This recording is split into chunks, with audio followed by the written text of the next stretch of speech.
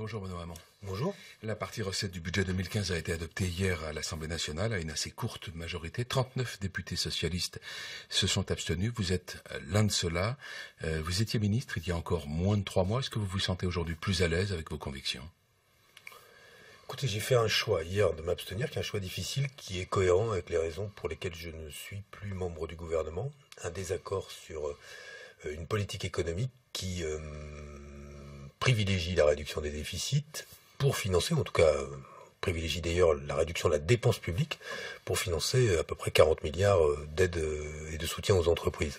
Je considère que ce déséquilibre-là est de nature à déstabiliser notre économie. Quand je dis je considère, je constate que ça déstabilise notre économie, que ça ne permet pas la relance. Et c'est la raison pour laquelle je me suis abstenu. Mais ce qui ne veut pas dire que dans ce budget, il n'y a pas des mesures qui sont des mesures extrêmement positives pour les Français.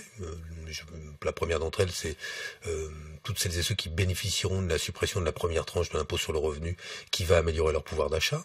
L'éducation nationale reste une priorité. Et c'est extrêmement positif de se dire qu'aujourd'hui, on va mettre 1,1 milliard d'euros de plus l'année prochaine pour continuer non seulement à créer des postes, mais financer des réformes comme le plus de maîtres que de classe dans les territoires qui en ont le plus besoin, comme aujourd'hui la grande réforme pédagogique ou la refonte de l'éducation prioritaire.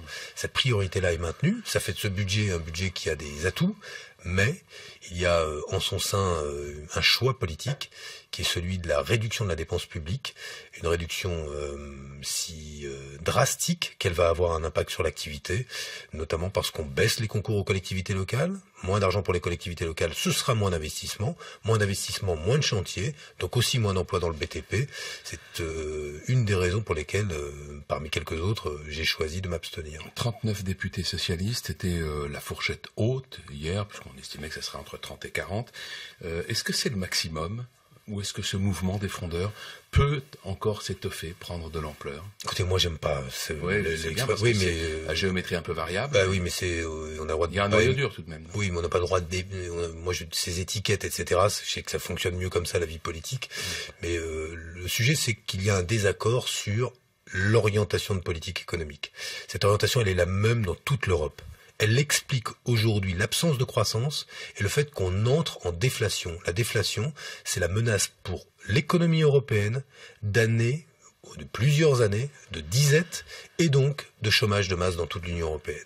C'est autour de ce débat-là que s'explique le désaccord qu'expriment régulièrement 30, 40, peut-être 50 députés socialistes. Et c'est ce débat-là qu'il faut poursuivre et qui j'espère, conduira à des inflexions de politique économique, sauf à se préparer de sévères lendemains qui déchantent. Est-ce que Martine Aubry, qui a critiqué le week-end dernier la politique économique du gouvernement, peut être le leader peut-être qui manquait à ceux qui expriment ce désaccord aujourd'hui ? Je vais vous dire, c'est pas le problème, mais vraiment pas.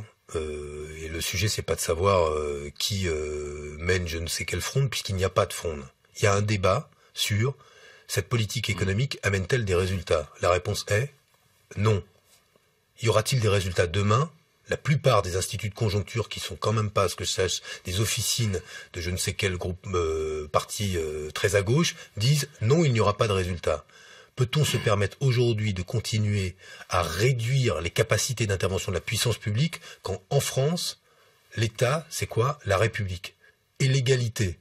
Eh bien moi je pense que cette politique, non seulement n'a pas de résultat sur le plan économique, mais de surcroît, parce qu'elle réduit les capacités d'intervention de la puissance publique, sa capacité à mettre en œuvre la justice sociale et l'égalité, elle menace la République, et la menace de la République, c'est la préparation tout droit, comme on s'y prépare pour 2017, d'un immense désastre démocratique. C'est-à-dire, non seulement l'arrivée de Marine Le Pen au second tour des élections présidentielles sans coup férir, mais la menace que demain, elle dirige ce pays. Emmanuel Macron et Michel Sapin sont allés avant-hier à Berlin pour tenter de convaincre l'Allemagne d'investir pour relancer l'économie européenne, sans véritable succès.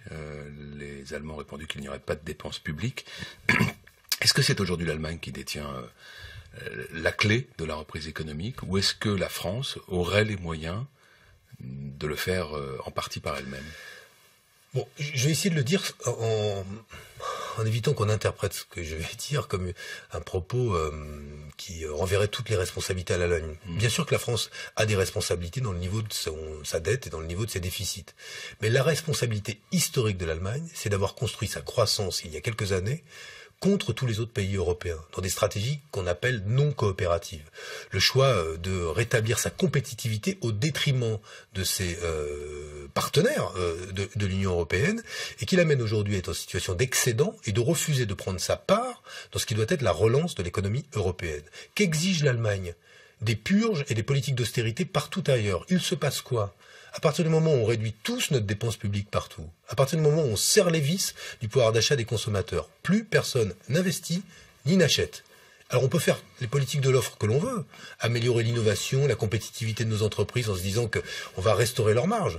Si elles fabriquent des produits plus compétitifs ou de meilleure qualité, mais qu'aujourd'hui sur le marché européen, qui est celui sur lequel elles vendent principalement, plus personne n'a les moyens ni d'investir ni d'acheter, et pour commencer les consommateurs, nous aurons cette situation qui veut qu'aujourd'hui, nos entreprises n'ont pas assez de clients en Europe. Eh bien, cette politique économique, c'est l'Allemagne qui l'a inspirée. Et aujourd'hui, Monsieur Schäuble, qui est en charge des finances, des cordons de la bourse en Allemagne, n'a pas changé ni d'analyse, ni de proposition.